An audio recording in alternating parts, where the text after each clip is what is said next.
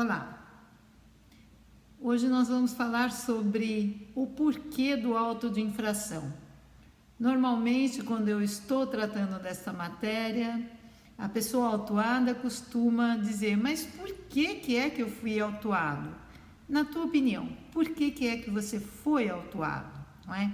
Você sabe que a autuação, como eu já disse anteriormente, não significa dizer necessariamente a existência da prática, né, de um procedimento contrário à norma sanitária vigente. Não, nós já falamos que o auto de infração é um instrumento pelo qual a administração pública, no caso o órgão de vigilância sanitária ou agência, está apurando a incidência ou não de uma infração sanitária.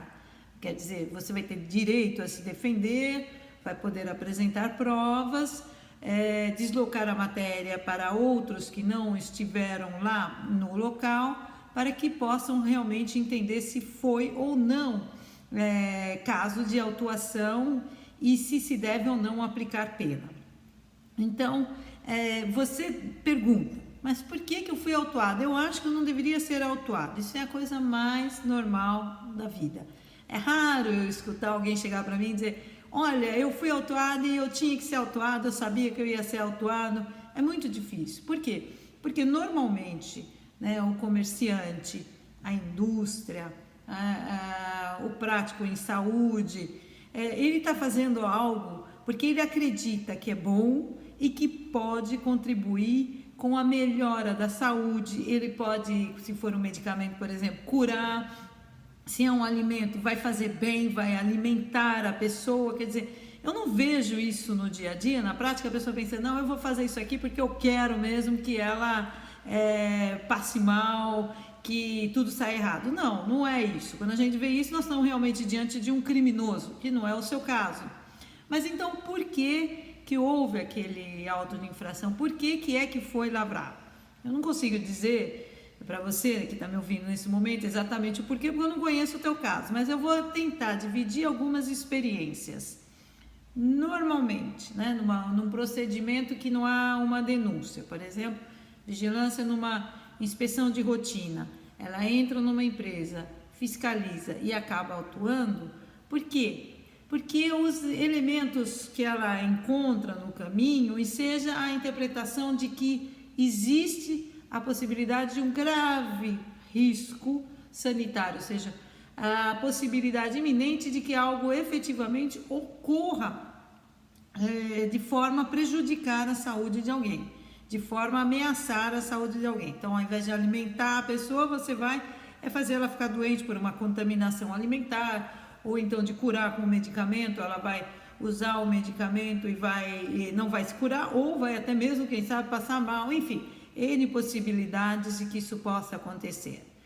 Mas, como eu falei, eu não acredito que isso seja feito de propósito. Então, dois fatos. Um é que você é inocente, efetivamente, mas a maneira como aquilo foi encontrado na hora pode estar dando uma outra impressão à pessoa. Então, a primeira sugestão que eu gostaria de fazer aqui é sair da sua própria pele, considere que a outra pessoa é do bem, né? Não estamos falando também de alguns problemas de desvio de função, né? De pessoas que vão por outras finalidades, inspecionar e tomar medidas severas, enfim, estamos lidando com pessoas do bem, tanto você quanto a autoridade autuada, que inclusive tem fé pública. Entra ali naquela situação, olha com frieza, tenta ler distanciado e verifica se você sente que por um motivo ou outro aquilo enseja a ideia de risco sanitário. Mas vamos pegar um caso de comércio de manipulação de alimentos. Eu estava fazendo um descongelamento de um produto,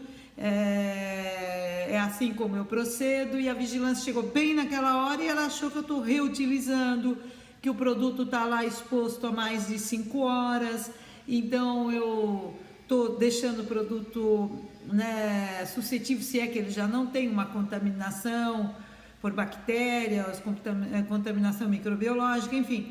Ela viu aquela situação se você olhar de fora, pode ser que efetivamente, para quem não conhece o procedimento, aquela primeira leitura seja mesmo de que há risco. Então não se irrite, claro, a gente não gosta, eu não gostaria, vou pegar outro exemplo de estar dirigindo o meu carro corretamente, pelo menos no meu entender, e alguém me parar, né, um fiscal de trânsito e me causar problemas. Mesma coisa é quando você está operando e trabalhando aí para produzir para o seu cliente. Mas tente olhar fora da situação, né? E veja se a maneira como a gente chega ali e que não tem um conhecimento total do teu sistema não possa ensejar a ideia de que há efetivamente um risco sanitário. Daí pensa o seguinte, aí eu vi aquela situação, eu estou falando lá de descongelamento, mas poderia ser uma linha de produção, trocas de embalagens na hora, enfim. Vi algo que não ficou muito claro. E daí eu olho, vejo que ali tem um ladrilho quebrado, vejo sujidades por todos os lugares, vejo que há um problema de ventilação, de iluminação. Quer dizer, talvez essas questões separadamente não fossem agravar tanto, né, a ideia que a gente tem. Mas todos esses fatos juntos podem sim levar a uma má interpretação. Então o que fazer? Então eu sou culpado, eu realmente sou culpado e mereço isso. Não é isso que estamos aqui falando. É olhar com a seriedade que a questão impõe. Então, uma coisa que pode ser feita a seu favor é pegar o seu manual de boas práticas, aquele que nem sempre está disponível para a pessoa, né, que a gente não sabe onde está sendo atualizado pelo responsável técnico, enfim, pegar aquele manual e mostrar como é que você lida com esse procedimento para poder verificar que não é uma coisa esporádica por um erro ou um descuido, mas aquilo já está previsto na sua forma de produzir e que, portanto, você tem esse padrão e que, inclusive, você tem as devidas respostas. Porque, evidentemente, como eu disse, você não quer fazer algo para o mal, até porque você sabe que o teu serviço, tua porta não vai ficar aberta há muito tempo, se isso for. Então, você mostra, por exemplo, uma questão de temperatura, por que aquilo não está sujeito a uma contaminação bacteriana. Isso, no momento de uma fiscalização, ajuda e ajuda muito. Muitas vezes eu vejo fiscais me relatando que a dificuldade é que na hora que chega eu compreendo, mas não deveria ser, todo mundo muito nervoso, não sabe explicar, não sabe onde estão os documentos, tira de última hora e não consegue então apresentar informações que mostrem que aquilo está dentro da normalidade, dentro do que permite a norma sanitária.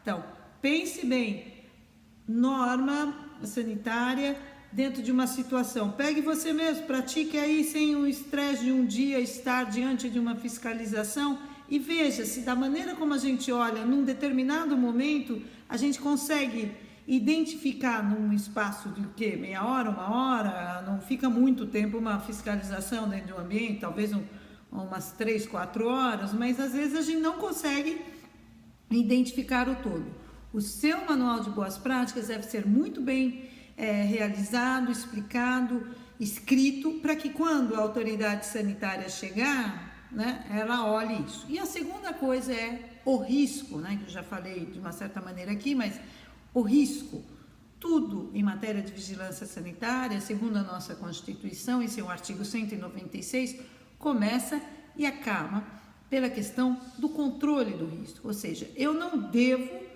permitir incidência de risco, porém a gente sabe que não existe risco zero, então é olhar aquela situação e avaliar qual é a gravidade, qual é o nível de risco que eu estou tendo em proceder dessa forma e trabalhar bem a questão do risco.